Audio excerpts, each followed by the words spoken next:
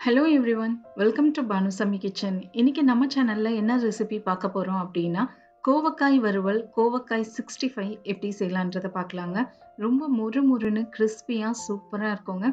கோவக்காய் பிடிக்காதவங்க கூட இந்த மாதிரி செஞ்சு கொடுங்க. ரொம்ப விரும்பி சாப்பிடுவாங்க. வாங்க இதை எப்படி செய்யலான்றத பார்க்கலாம். வீடியோக்குள்ள போறதுக்கு முன்னாடி மறக்காம சப்ஸ்கிரைப் பண்ணுங்க அண்ட் பெல் ஐகானை கிளிக் பண்ணுங்க. இதோட இன்கிரீடியன்ட்ஸ் லிஸ்ட் நான் கீழே டிஸ்கிரிப்ஷன் பாக்ஸில் கொடுத்துருக்கேன். அதையும் மறக்காமல் செக் பண்ணிக்கோங்க. நான் இங்கே 1/2 கிலோ கோவக்காயை நல்லா கழுவிட்டு இதை 4ஆக கட் பண்ணியிருக்கேங்க. பாருங்கள், இந்த மாதிரி கோவக்காய் எடுத்து 4ஆக கட் பண்ணிக்கோங்க. ரொம்ப சின்ன சின்னதாகவே மெலிசாக கட் பண்ணிக்கோங்க. அப்போ தான் சீக்கிரம் வேகும். இதை நம்ம வேக வச்சுக்கலாம். இப்போ அடுப்பை ஆன் பண்ணிவிட்டு தண்ணியை ஊற்றி இதை 3 நிமிஷம் இது ஹை ஃப்ளேம்லேயே நல்லா கொதிக்கட்டோங்க. இதுக்கு தேவையான அளவுக்கு கொஞ்சமாக உப்பையும் சேர்த்துக்கோங்க. இது கொதிக்கட்டும். அதுக்குள்ளே நம்ம ஒரு மசாலாவை அரைச்சிக்கலாம். இப்போ ஒரு மிக்ஸி ஜார் எடுத்துக்கோங்க. இதில் 4 பச்சை மிளகா, 2 துண்டு அளவுக்கு இஞ்சி சேர்த்துக்கோங்க. இது கூடவே 1 டீஸ்பூன் அளவுக்கு சீரகம், இதெல்லாம் சேர்த்துட்டு கொரப்பாக அரைச்சி எடுத்துகிட்டு வந்துடுங்க. தண்ணி சேர்க்க வேண்டாம். அதுக்குள்ளே நம்ம கோவக்காய் பாருங்கள் நல்லா வெந்துடுச்சு. இப்போ அடுப்பை அணைச்சிட்டு இதை நல்லா வடியட்டுங்க. 10 நிமிஷம் இதை அப்படியே வச்சிருங்க. இதோடைய தண்ணி எல்லாமே நல்லா வடியட்டும்.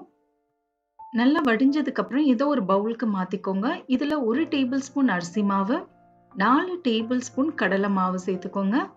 இது கூடவே நம்ம அரைச்சி வச்சிருந்த பச்சை மிளகாய், இஞ்சி விழுதியும் இதுல சேர்த்துக்கோங்க. 1 டீஸ்பூன் மிளகாய் தூள், வெறும் மிளகாய் தூளுங்க. 1/2 டீஸ்பூன் கரம் மசாலா, 1/4 டீஸ்பூன் மஞ்சள் பொடி, இதுக்கு தேவைக்கேற்ப உப்பையும் சேர்த்துட்டு நல்லா கையாலேயே கலந்துக்கோங்க. தண்ணி சேர்க்க வேண்டாங்க. ஏன்னா கோவக்காயிலேருந்தே தண்ணி ஜாஸ்தியாக விடும்.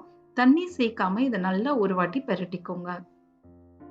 குழந்தைங்க எப்போவுமே நம்ம பொரியல் அந்த மாதிரி செஞ்சு கொடுத்தா சாப்பிடவே மாட்டாங்க. இந்த மாதிரி முறுமுறுன்னு கிறிஸ்பியாக செஞ்சு கொடுங்க. அவங்களே விரும்பி சாப்பிடுவாங்க. பாருங்க, நல்லா கலந்தாச்சு.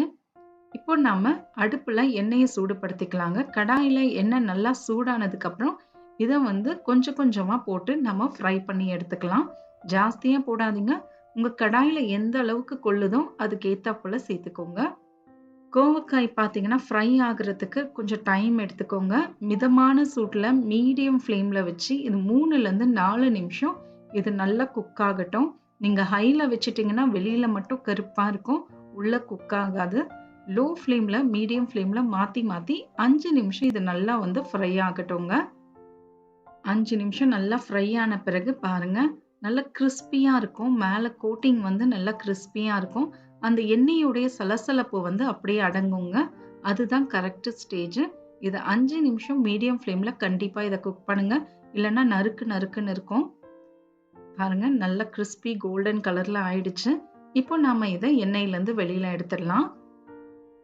கோவக்காய் ஒரு ஹெல்த்தியான வெஜிடபிளுங்க. இதை நீங்கள் கண்டிப்பாக டயட்டில் சேர்த்துட்டே வாங்க. குழந்தைங்களுக்கும் இது ரொம்ப பிடிக்கும். இதே அளவுகளோடு நீங்களும் ட்ரை பண்ணுங்கள். இது உங்களுக்கு சூப்பராகவே வரும். ட்ரை பண்ணி பாருங்கள். எப்படி வந்ததுன்றதை எனக்கு கமெண்ட்ஸில் சொல்லுங்கள். மறக்காமல் சப்ஸ்கிரைப் பண்ணுங்கள் அண்ட் பெல் ஐக்கானை கிளிக் பண்ணுங்கள். இன்னொரு வீடியோவில் உங்களை நான் பார்க்குறேன். தேங்க்யூ ஃபார் வாட்சிங்.